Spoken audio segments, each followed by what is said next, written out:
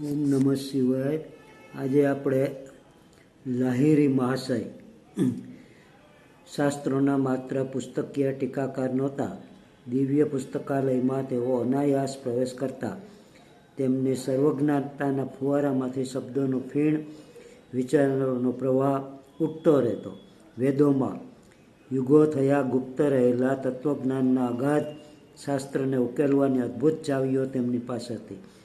પ્રાચીન પુસ્તકોમાં વર્ણવેલા ચેતનાના વિવિધ થરોનો ખુલાસો કરવાનું કહેતા તેઓ ખુશીથી સમજાવવા તૈયાર થઈ જતા. જે ગુરુઓ શાસ્ત્રોને મોઢેથી ગોખી રાખે અને અનુભવ રહિત સારનો જ માત્ર ઉપદેશ કરે છે, તેનાથી તેઓ તદ્દન વિરુદ્ધના હતા. જે અર્થ તમને ઠીક લાગતો હોય તે પ્રમાણે પવિત્ર શ્લોકોનો અર્થ સમજાવો. અલ્પભાષી ગુરુ ઘણી વખત બાજુમાં બેઠેલા શિષ્યને ઉપર મુજબની સૂચના આપતા અને કહેતા, હું તમારા વિચારોને માર્ગદર્શન આપું છું કે જેથી તમે સાચો ખુલાસો કરી શકો.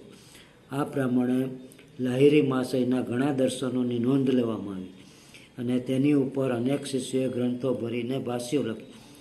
ગુરુજી ગુલામી માન્યતાઓને કદી ઉત્તેજન આપતા નહીં. તેઓ કહેતા કે શબ્દો તો માત્ર ખોખા છે.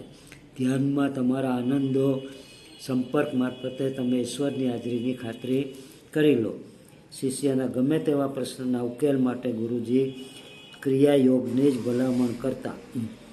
તે કહેતા, હું તમને દોરવણી આપવાને સદેહ હાજર ન હોઉં ત્યારે પણ આ યોગિક ચાવી એની કાર્યક્ષમતા ગુમાવવાની નથી. આ પ્રક્રિયા સૈદ્ધાંતિક પ્રેરણાઓની માફક મર્યાદિત થઈ શકશે નહીં. અભરાઈ પર ચડાવી શકાશે નહીં અથવા ભૂલી શકાશે નહીં. ક્રિયાની મારફતે મોક્ષને માર્ગે અવિરત આગળ ચાલતા જ રહો, કેમ કે અભ્યાસમાં જ એની શક્તિ સમાયેલી છે. જય લાહિરી મહાશય.